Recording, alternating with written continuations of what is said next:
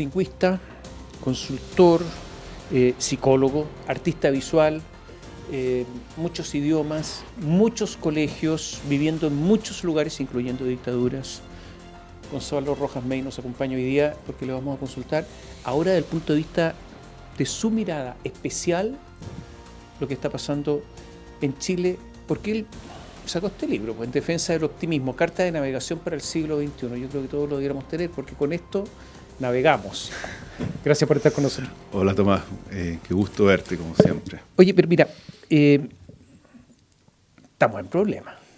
O sea, esto es una especie de cierto antídoto para el problema. Okay. Y entonces yo dije, a ver, vamos a la entrevista y empecé a notar, a ver, guerra en Europa, China amenaza con recuperar Taiwán ahora, inflación desatada, recesión que se acerca, venimos saliendo de una pandemia, cambios en los equilibrios mundiales, cambios climáticos que está produciendo consecuencias evidentes. En Chile estamos en esta convulsión política, social, económica, con una delincuencia que no se detiene, y hay que ser optimista.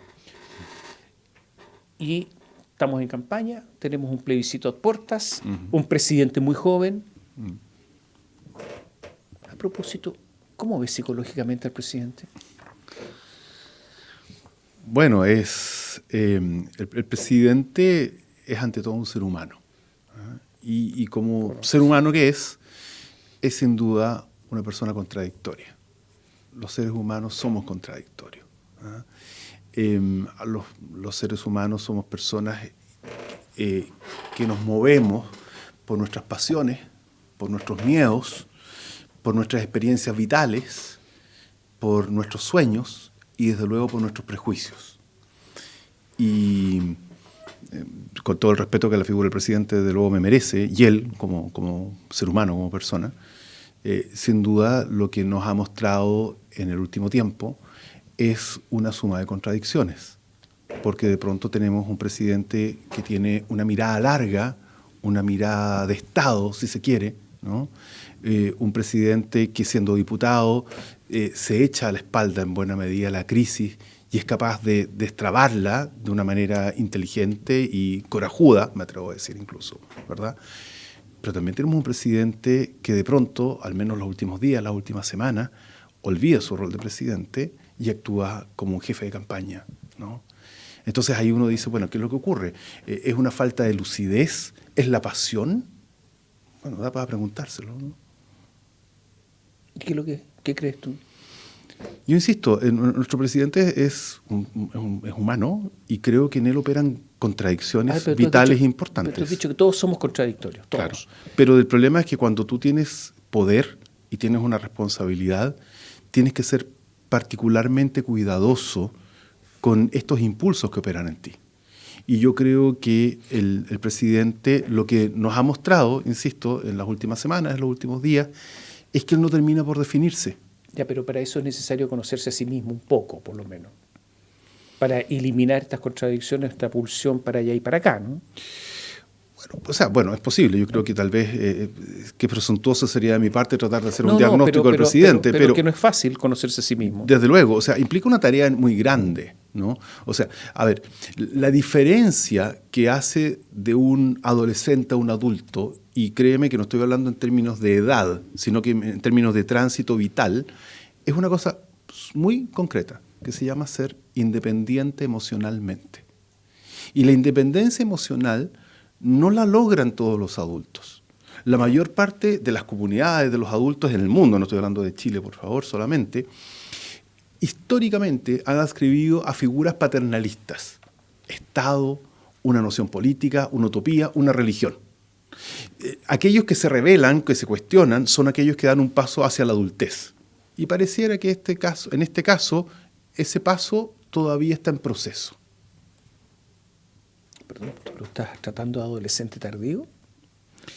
Yo estoy diciendo que hay ciertas conductas. ¿O estoy equivocado? No. A ver, no pongas palabras en mi boca. No, por eso no, para aclarar las cosas. Lo que yo quiero decir es que tengo la impresión, a la luz del comportamiento, que hay ciertos prejuicios que operan en nuestro presidente que le dificultan tener una visión amplia de lo que está ocurriendo. Y si hay algo que necesitamos hoy día es una visión amplia de lo que está en juego. Porque lo que está en juego es muy importante. Oye, olvidé decirlo cuando te presentaba que tú formas parte del movimiento de los amarillos. Así es. Por lo tanto, es muy importante desde el lugar en que se habla, desde ese lugar. ¿Y los amarillos son optimistas o pesimistas? Porque tú eres optimista. Yo soy un optimista realista, que es una definición que, bueno, a ver si tenemos tiempo, a ver si la precisamos. Pero a ver, yo creo que sí, yo creo que los amarillos somos optimistas. A ver, en las últimas semanas, en los últimos días, lo que ha estado en debate es, ¿verdad?, si el apruebo está creciendo. Eso hace unas semanas atrás, hace unos meses atrás, era impensable. O sea, la posición en la cual se encuentra el rechazo, opción por la cual yo estoy, desde luego, era una opción que al comienzo de este año parecía imposible. Entonces, ¿cómo no voy a estar optimista? Obviamente que estoy optimista en ese sentido, por ejemplo. Te hago la siguiente pregunta. ¿Estás más optimista de hoy día o hace 15 días? Sigo siendo igual de optimista. Igual de optimista hoy día que hace 15 días. Si la pregunta es en términos electorales, sigo siendo optimista. Sí. ¿Y cuál es la razón si el apruebo aumenta para seguir igual? Porque yo creo que por un lado, a ver, primero que nada estamos hablando de encuestas, ¿no? Pero yo tengo la impresión que si uno observa las redes sociales, que sabemos todos los problemas que tienen las redes sociales, pero si uno observa las redes sociales, si uno escucha un poquito la calle, nosotros escuchamos la calle, como movimiento tratamos de escuchar a la ciudadanía, estamos presentes en todas las regiones, en todas las ciudades, prácticamente en todas las comunas. Lo que nosotros escuchamos es que efectivamente hay un grado de necesidad de pausa, de tranquilidad, de poner la pelota en el suelo, como dicen los futbolistas. Y eso me hace ser optimista. Tú dices en tu libro, siempre se dice que el lenguaje crea realidad. Es cierto, somos palabras y símbolos, estamos hechos de ellos. Crear nuevas palabras que implica habitar de forma diferente los cambios estructurales que personas y sociedades experimentan cíclicamente. Uh-huh. Cuando yo leía esto dije, gana las campañas quien a través de las palabras crea una realidad. Claro. ¿Quién es capaz de moldear hoy día con sus palabras la realidad chilena? Eso es yo creo que es una gran pregunta. A ver, voy a hablar como psicólogo y como lingüista por un minuto. Yo creo que emotivamente hablando, el apruebo tiene muy buenos argumentos desde el punto de vista emocional, ¿no? Recordemos de dónde venimos, ¿no? Venimos de una desafección y de un malestar generalizado. De eso hablamos hace un tiempo atrás, cuando tú amablemente me invitaste acá también, a propósito de otro libro. Entonces, yo creo que el apruebo en términos emocionales tiene muy buenos argumentos, en tanto que el rechazo, desde el punto de vista racional, tiene mucho mejores argumentos. Entonces, si uno tiene que pensar acá, ¿qué es lo que se va a imponer? ¿La emotividad o la racionalidad? Claro, uno podría decir, bueno, aquí hay un gallito, ¿verdad? Hay una disputa. Pero el contexto nacional y el contexto mundial, la vida cotidiana, el día a día, la subida de los precios, las altísimas tasas de interés, el fin de verdad del sueño de la casa propia para un grueso de la población debido al alza de las tasas de interés, ¿no? La delincuencia, el narcoterrorismo, la pandemia que no termina de ceder, la incertidumbre internacional y así sucesivamente, todo ello da cuenta de que la inmensa mayoría de nosotros necesita certidumbres, vale decir, racionalidad. Normalmente se dice que las campañas las ganan las emociones, normalmente. Tú dices que esta va a ser una excepción. No digo eso, digo que depende de las emociones de las cuales estemos hablando. Porque el miedo es una emoción. Claro, tú en algún momento en el libro escribiste, la memoria emotiva suele ganarle a la historia. Así es. Es cierto. ¿Y aquí la memoria emotiva va a ganar a esta historia? Claro, desde luego. O sea, a ver, en el mundo, no estoy hablando en Chile, en el mundo, lo que nosotros entendimos como clase media, lo que una buena parte del mundo occidental ha vivido los últimos 30 años, porque los últimos 30 años no son solamente de Chile, son de buena parte del mundo, ¿cierto? La clase media de los últimos 30 años está en jaque a nivel mundial. y a nivel local muchísimo. Y la gente sabe eso, se da cuenta en su economía cotidiana, en su seguridad cotidiana. Entonces, es cierto, es verdad, las campañas se ganan con emociones, se ganan con promesas, se ganan con nociones de alegría, de esperanza, pero también la racionalidad se impone muchas veces. Tú empleas una palabra que me gustó porque refleja muchas cosas, es que es el, entre comillas, ¿no? Presentismo. El presentismo, ¿qué influencia tiene en todo lo que está pasando en Chile? Mucho, tiene mucha, o sea, a ver, yo creo que tiene mucha influencia porque en general Chile es un país que vive bastante en el día a día, ¿ah? Debido a nuestras características, desde climatológicas, telúricas, etcétera, etcétera. Entonces el presentismo se instaló, ¿ah? La mirada de corto plazo, pero al día de hoy, efectivamente, se está produciendo un movimiento, un cambio, porque se está dando la oportunidad de pensar en futuro, cosa que Chile no hace habitualmente. Esta constitución, o más bien dicho, este proyecto constitucional, ha posibilitado algunas cosas bastante interesantes y buenas desde mi punto de vista. Y una de ellas es que Chile, por primera vez en mucho tiempo, tal vez en su historia, ha tenido que pensar en su futuro. Uno puede estar en mayor o menor desacuerdo en la fórmula, pero eso es una buena práctica, me parece. O sea, por primera vez nosotros estamos pensando en, qué sé yo, 30 años. Así es. ¿Qué es lo que decía Lagos, que había que levantar la mirada, que lo repetía una y otra vez? ¿Qué es eso? Así es. Y eso lo permite el texto constitucional que se propone, dices tú. El proceso lo permite.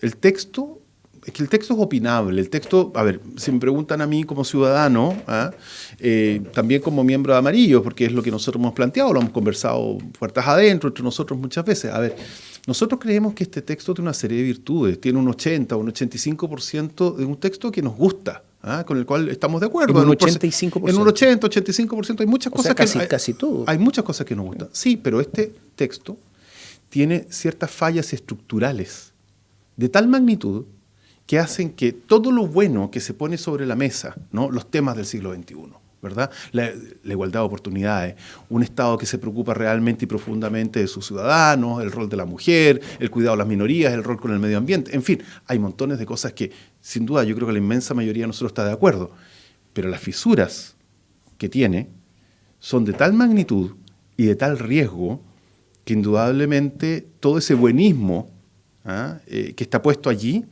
se puede desvanecer de un momento a otro. Vivimos tiempos de amenaza. Estamos todos amenazados, pero principalmente las generaciones más jóvenes. Y posiblemente por eso las generaciones más jóvenes viven en el día a día más que otras generaciones. ¿Cuáles son las principales amenazas y cuánto influyen en las decisiones que deben tomar los chilenos? ¿Las amenazas del texto o las amenazas en general? No lo del texto, las amenazas que está viviendo nuestra sociedad. Si al final yo creo que, yo creo que el texto no lo va a leer tantas personas. Así es.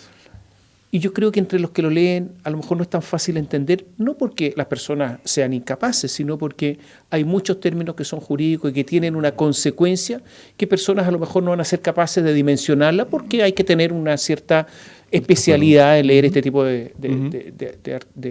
este tipo de textos. Solo esa razón. Entonces, yo creo que también las amenazas aquí, que no sé cuáles son, influyen en la decisión. A ver, creo que lo dije hace un rato. Nosotros estamos en un momento de la historia de la humanidad en que estamos viviendo una policrisis. A ver. Nosotros, históricamente todas las sociedades, todos los países del mundo siempre han tenido crisis, y crisis grandes, ¿no? A partir de las crisis suben los imperios, caen los imperios, nacen nuevas ideas, nuevos regímenes. Pero pocas veces en la historia de la humanidad habían confluido simultáneamente en un mismo punto esta suma de vectores, esta suma de fuerzas, donde tú tienes, por un lado, una crisis climatológica real, absoluta, una crisis de migración asociada a esa misma crisis climatológica, ¿verdad? Una incertidumbre política a nivel mundial enorme, nacionalismos flagrantes que crecen, ¿verdad?, como callampas por todas partes, incluyendo en Chile potencialmente con el texto constitucional que se nos está planteando. El narcoterrorismo, ¿no? La inseguridad, la tecnología, el rol de la tecnología, que en muchos sentidos es tan positivo en nuestras vidas, pero en otra parte nos ha deshumanizado, nos ha distanciado socialmente, emotivamente, ¿no? Hay una transformación cultural. No hay utopías, no hay grandes utopías colectivas. Todas las instancias que administraban la incertidumbre, las instancias políticas, sociales, sociológicas, están cuestionadas. Las religiones, las iglesias, los partidos políticos, las instituciones, los congresos, ¿verdad? Y así sucesivamente. Entonces, nosotros nos encontramos hoy día en un punto de inflexión de la humanidad en que tenemos dos caminos, esencialmente, ¿no? Un camino es hacernos cargo de los tremendos problemas y desafíos que tenemos, propositivamente, ¿no? O esperar que esto se arregle solo. Y si esto se arregla solo, lo que dice la historia es que esto nunca se arregla formalmente solo. Esto se arregla desde el conflicto y se arregla desde las guerras y desde la confrontación. Y eso me parece a mí extraordinariamente grave. O sea, yo tengo la impresión que la humanidad está sentada sobre un barril de pólvora y nos estamos haciendo bastante a los lesos. Entonces, cuando yo hablo de optimismo, y de optimismo realista, consiste en hacerse cargo de esto antes de. O sea, vamos a hacer un pequeño alto, pero te voy a dejar la pregunta planteada. Entonces, tú sostienes que si no nos hacemos cargo de todo esto que está pasando, digamos Chile, podría haber un conflicto interno y un conflicto grave, una confrontación física entre los chilenos. Volvemos en un instante.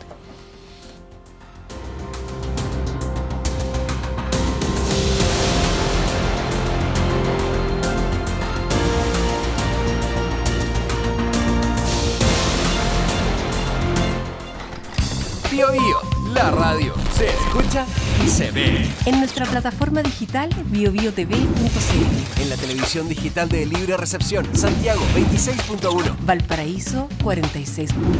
Temuco y Osorno 29.2. En el cable, Mundo, canal 521. Zapping TV, canal 168. Y en Mi Play, canal 62.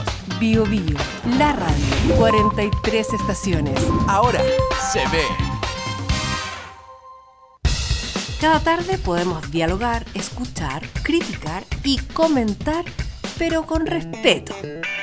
Pasadas las 3 de la tarde, de lunes a viernes, podría ser peor, con Julio César Rodríguez.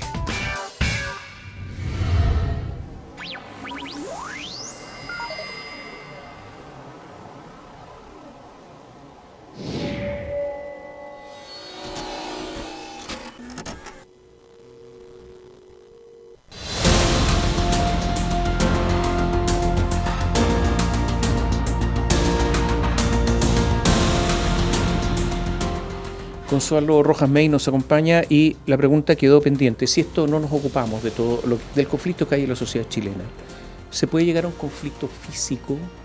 ¿Puede ser un conflicto armado entre chilenos? ¿Una revuelta entre chilenos? Desafortunadamente creo que es una posibilidad que no se puede descartar. A ver, nosotros estamos mucho más mal que hace un año atrás, como sociedad. La Convención Constituyente fracasó. Y fracasó porque la Convención Constituyente nos dividió. Hace un año atrás, una abrumadora mayoría, el 80% de nosotros, votó por un nuevo texto constitucional. Eso significó una bofetada, una verdadera bofetada a los sectores de la derecha más dura, ¿no? Al anclaje autoritario que venía del pinochetismo, de la dictadura. Y nosotros nos pusimos teníamos frente a nosotros una enorme posibilidad de co-construir un proyecto nacional sólido, ¿verdad?, con profundidad intelectual, que nos permitiera aunar nuestros sueños y construir un camino. Porque en definitiva, lo que son las constituciones, desde el punto de vista psicológico, yo no soy abogado, no soy constitucionalista, es una suerte de promesa, ¿no? Esto es lo que nosotros aspiramos, esto es lo que nos une, hacia allá queremos dirigirnos. Y la Convención Constituyente, lejos de producir unidad entre los chilenos, lo que hizo fue aumentar, agrietar a la sociedad y dividirnos y separarnos más. O sea, gane quien gane este próximo 4 de septiembre, yo creo que el resultado va a ser bastante estrecho, muy probablemente. Y vamos a estar divididos en dos partes. Y obviamente que esta historia no termina ahí, tiene un largo camino, un larguísimo camino por delante. Entonces, la polarización, más todas las inseguridades que ya hemos mencionado, hacen que, si esta polarización no es administrada políticamente, con sabiduría, con una mirada republicana, democrática y responsable, se puede salir de control, sin duda. Viviste en varios países donde había dictadura. Así es. ¿Existe la posibilidad en Chile de una deriva autoritaria? A mí me parece que existe una deriva, sobre todo si este texto es aprobado. ¿Por qué? ¿Cómo? ¿La nueva Constitución podría originar una deriva autoritaria? No. La nueva Constitución no necesariamente por sí misma va a derivar un régimen autoritario, pero puede ser utilizada para instalar un régimen autoritario, ¿no? ¿Cómo? El régimen político que propone la Constitución hace que el presidente y el Parlamento, si coinciden y tienen la dosis de poder que este texto les otorga, pueden realmente hacer y deshacer. Esto se ha conversado, se ha discutido, yo he visto alguna entrevista que tú mismo has hecho en ese mismo sentido. Lo mismo pasa con el Poder, con el poder Judicial, ¿no? El Poder Judicial queda absolutamente precarizado con este texto constitucional. Entonces, ¿por qué creo que cuál es el riesgo? Todos sabemos que cuando hay miedo, inseguridad, violencia desatada, terrorismo, crisis financiera, crisis económica, altísima inflación, ¿qué es lo que piden los países y la sociedad históricamente? El partido del orden. Y el partido del orden siempre es un partido autoritario. Si el partido autoritario que llegue al poder, o el líder autoritario que llega al poder prometiéndole a la ciudadanía, ¿verdad?, orden, trabajo, el clásico populismo, ¿no?, tiene una constitución que le otorga estos poderes a ese presidente y a esa Cámara unicameral con la posibilidad de intervenir flagrantemente el Poder Judicial, ¿cómo que no abre las puertas a un régimen totalitario? Hay miedo, y pregunto esto porque, claro, uno habla de deriva autoritaria, eso, para la gente que tiene una memoria un poco más larga, Chile vivió una dictadura, es miedo. Entonces tú en algún momento dices un visitante cotidiano y hablas del miedo. Dices acá, se trata de una experiencia psíquica de ansiedad y sentidos abiertos, atentos y en alarma. Muchas veces acompañada de manifestaciones fisiológicas, como escalofrío, sensación de un nudo en la garganta, presión en el pecho, palpitaciones, rubor, dolor de estómago, extremidades agarrotadas o tumefactas, como así también sequedad en la boca y mandíbula apretada. Y más adelante das un salto y hablas del pánico. ¿Hay chilenos que van a votar para uno u otro lado con miedo y hasta algunos con pánico? Yo creo que sí. Y eso es y a eso me refiero cuando hablo del fracaso de la Asamblea Constituyente. O sea, ¿cómo es posible, me pregunto yo, que habiendo tenido la oportunidad histórica que hemos tenido, haya gente que vaya a votar por miedo, por una opción o por otra? Que vaya a votar por el mal menor, siendo que teníamos una oportunidad maravillosa, porque realmente yo creo que era maravillosa. Y es por eso que estoy por el rechazo. Y es por eso por el cual creo que Amarillos es una de nuestras razones por las cuales estamos por el rechazo. Porque nosotros creemos que Chile merece más, que aquí lo que está en juego es muy importante.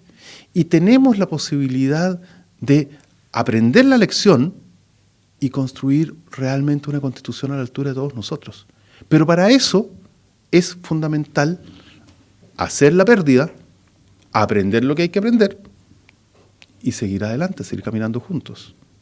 No tenemos por qué conformarnos en nombre de terminar con una constitución nacida en dictadura antidemocrática.